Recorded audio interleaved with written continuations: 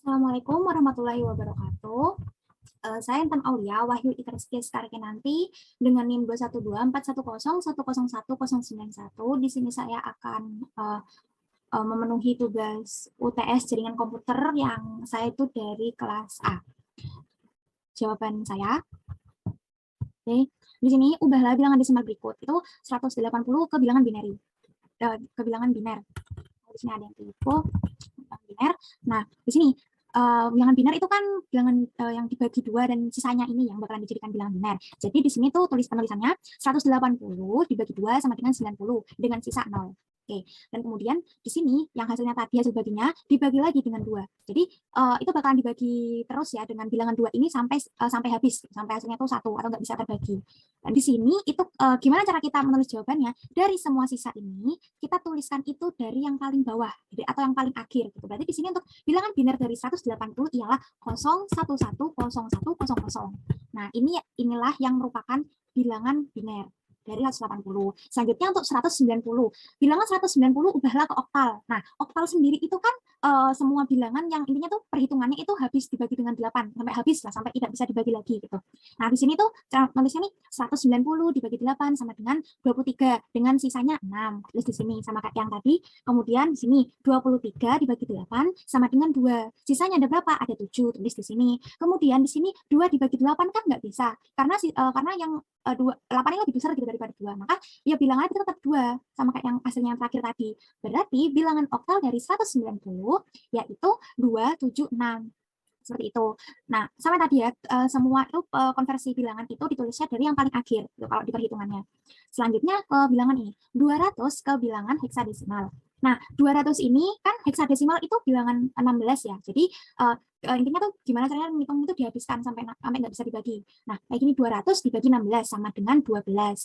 Nah, sisanya kan ada 8. Nah, sisanya ditulis di sini. Kemudian hasil yang tadi itu dibagi 16 lagi karena tidak bisa, maka nilai 12 ini bakal tetap. Nah, perlu diketahui, bilangan hex itu merupakan bilangan dari 0, 1, 2, 3, 4, 5, 6, 7, 8, 9, dengan lanjutannya itu A, B, C, D, E, F.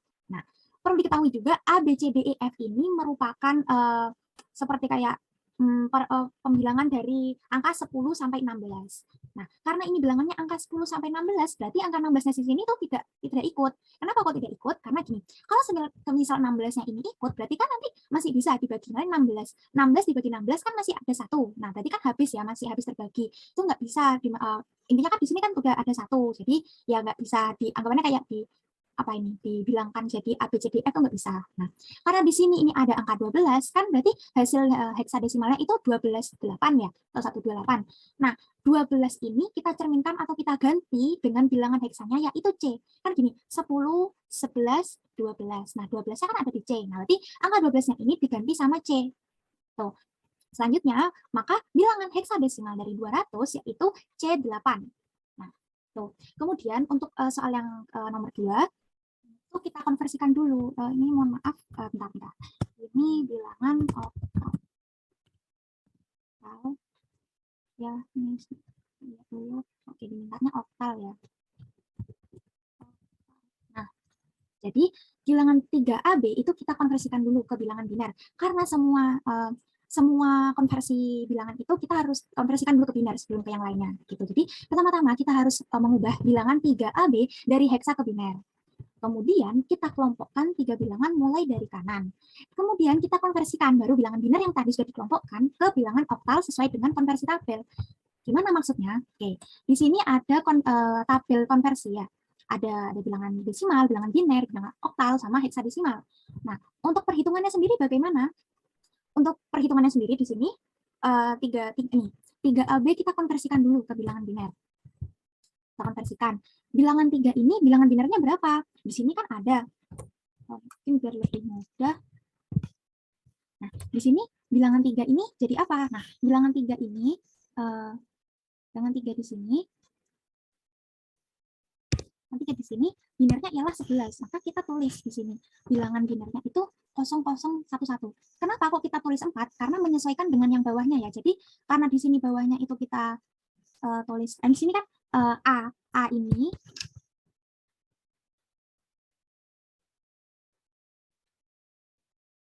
Jadi untuk A di sini itu kan bilangan binernya itu 1010. Nah, berarti nanti untuk bilangan B-nya juga kan di sini ada 1011. Nah, jadi untuk menyesuaikan biar sama ya, itu biar nanti pengelompokannya lebih mudah, juga kita samakan. Yang 3 tadi bilangan binernya itu 11. Jadi kita tambahin 0 di depan. 0, 0. Karena kan 0 di depan nggak ada artinya ya, jadi tetap aja nanti nilainya juga sama aja 11 gitu. Nah, oke, kemudian kita kelompokkan ini. Kita tulis. Berarti kan hasilnya di sini jadinya itu mungkin biar lebih mudah. Ini di sini kan hasilnya 0, 0, 1, 1, 10, 10, 10, 11.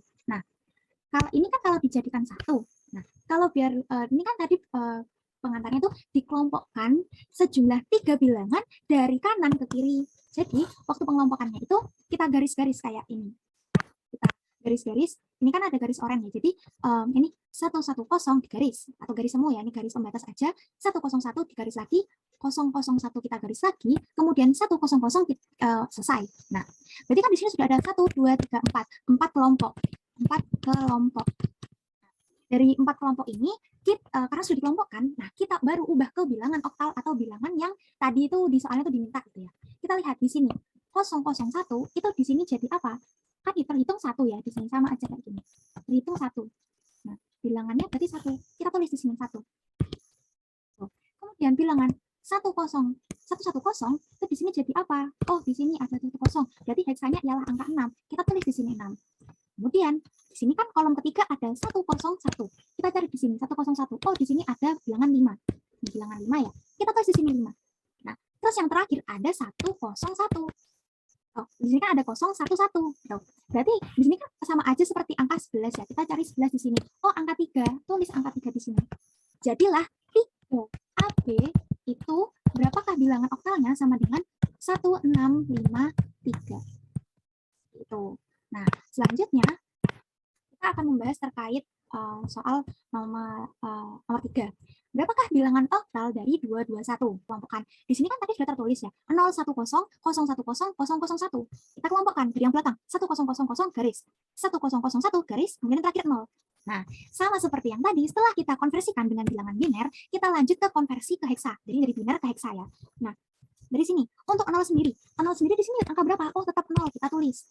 Kemudian 1001, di sini angkanya ada berapa? 1001. Oh, ada angka 9, kita tulis 9. Kemudian 0001 kan sama aja kayak 1 di sini. Oh, berarti 1 jawabannya. Nah, berarti hasilnya kan 0 ini kan udah enggak anggapan tidak terbaca gitu ya. Hasilnya konversi 221 yang awalnya dari bilangan oktal ke bilangan heksa adalah 91. Seperti itu. Nah, oke, mari kita lanjut ke pembahasan soal yang berikutnya.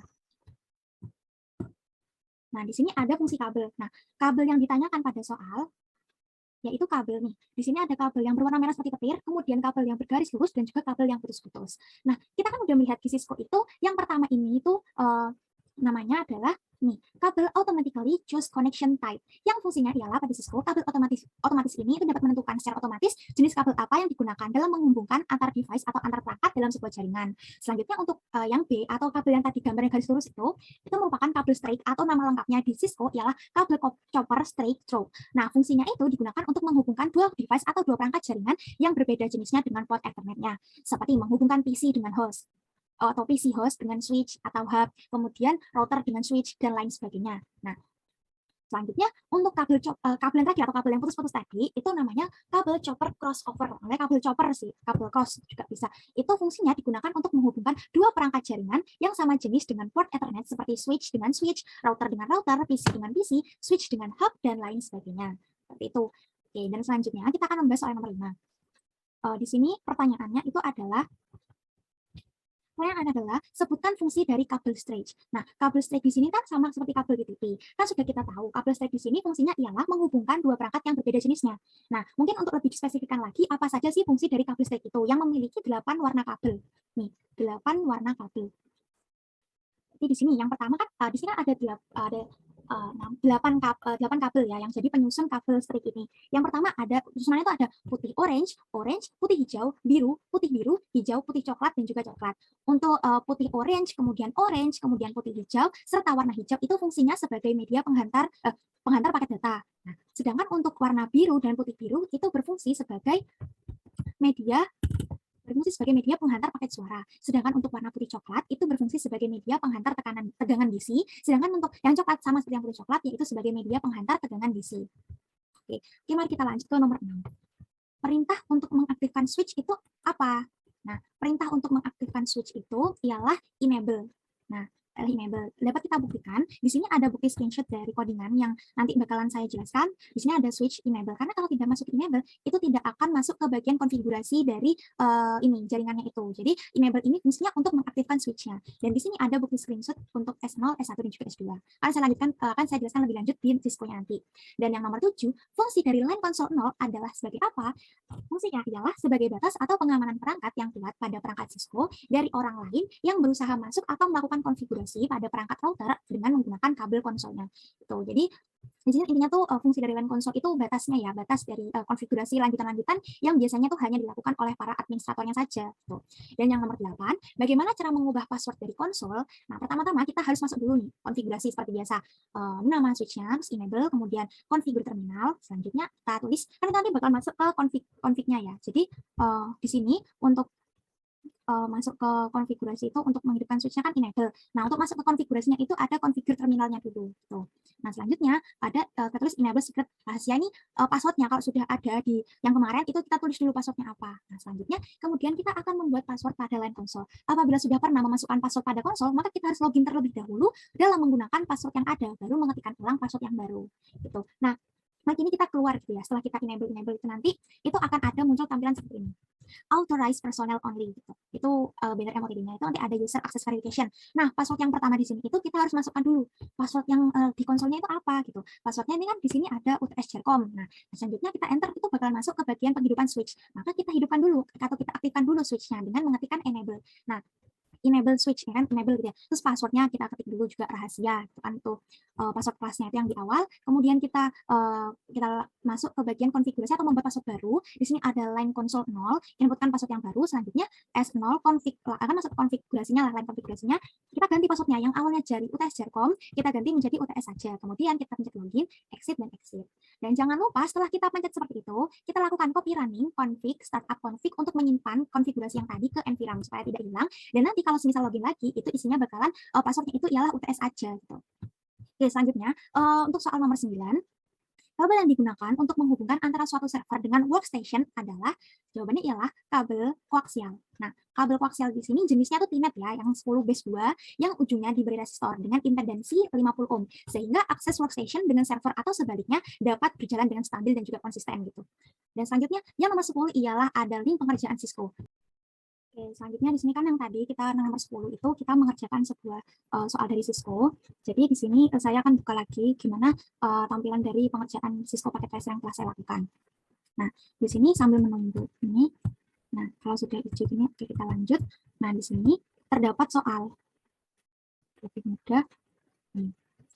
Di sini terdapat soal, kita diminta untuk melakukan di sini yang pertama, masukkan IP address pada masing-masing PC sesuai tabel di bawah ini. Nah, untuk yang IP-nya ini sudah saya konfigurasikan. Jadi di sini, misalnya contoh ya, kita pakai PC 0. Misalnya kita klik, kemudian kita klik desktop, ada IP configuration. Kita tuliskan di sini, pastikan di sini static ya. Kemudian kita tuliskan di sini IP address-nya berapa? 192.168.1.2. Terus di sini. Kemudian kita enter, otomatis ini bakal terisi. Kemudian di sini kita tulis default gateway-nya berapa? Itu 92.168.1.1. Kemudian kita klik otomatis, kemudian kita close. Itu kita lakukan sama semua PC-nya ini sesuai dengan tabel yang ada. Nah, selanjutnya kalau udah, kita lanjut untuk bagian switch-nya. Nah, di sini kan ada keterangan ya terkait pengerjaan switch-nya itu seperti apa. Di sini kita diminta untuk mengubah hostname menjadi S0, kemudian beri banner MOTD dengan tulisan authorized personnel only, kemudian beri password UTS Jercom pada line console 0, kemudian beri password rahasia untuk masuk ke privilege asset mode, kemudian pastikan itu kita untuk memasukkan password baik pada line console 0 maupun privilege asset mode, kemudian simpan konfigurasi ke NVRAM. Itu diulangi semua ya intinya sampai akhir. Nah, kita bisa, ini saya sudah konfigurasikan di sini di bagian CLI. Nah, di bagian sini kan tadi kita sudah mengkonfigurasikan terkait beri ini kan di sini ada diminta untuk memberikan banner MOTD dengan tulisan authorized personnel only. Nah, di sini karena sudah dikonfigurasikan tadi, jadi ini muncul authorized personnel only untuk bannernya. Terus kemudian ada user verification. Nah, password yang pertama ini ialah password ini yang dari line console 0. Kita ketikkan kan UTS-JCOM. Enter. Nah, karena tadi sudah tidak muncul, berarti intinya tuh passwordnya berarti sudah dienkripsi. Nah, gimana dienkripsinya? Itu cara mengenkripsinya akan saya jelaskan sebentar lagi. Atau bisa kita lihat di sini. Nah, kita masuk dulu kan, aktifkan switch-nya dulu sama yang tadi di soalnya enable. Enter, ada password lagi. Nah, password inilah yang masuk ke ESEC modenya. Kita ketik rahasia. Terus di enter, masuk. Kita masuk ke configure terminal. Kemudian kita enter. Mohon maaf, kita masuk ke bagian enable sudah, itu configure terminal. Enter. Nah, ini kan masuk ke config. Nah, tadi itu saat kita untuk setting switch-nya ini supaya bisa ada passwordnya, terus sesuai itu, gimana kok bisa switch-nya namanya S0? Nah, kita tuh cara mengubahnya di sini. Contoh, di sini kita mau mengubah nama lain, berarti kita ketik S1, oh, S5 misal. Nah, itu kan bakal berubah jadi S5 config ya. Kita kembalikan lagi, name S0. S0 ini. Nah, selanjutnya sudah terlihat di sini ada kan beri password SJCOM pada line konsol kan tadi sudah terbukti. Kemudian password rahasia juga sudah terbukti. Terus simpan konfigurasinya ke NVRAM sudah terbukti juga. Karena apa? Nah, kalau semisal kita kan tadi sempat membuka filenya ya, kita sudah terbukti untuk menyimpan konfigurasi ini di NVRAM dikarenakan kita ini sudah, ini kan komplitnya itu sudah tingkat 100%, dan juga di sini kita juga kan udah bisa mengakses lagi sesuai dengan yang sudah dikonfigurasikan yang sebelumnya. Jadi berarti udah dapat dipastikan itu udah tersimpan di konfigurasi NVRAM-nya seperti itu. Dan terlihat di sini sudah hijau semua, berarti sudah terkonfigurasi dengan baik. Dan mungkin sekian dari saya, kurang lebihnya mohon maaf. Wassalamualaikum warahmatullahi wabarakatuh.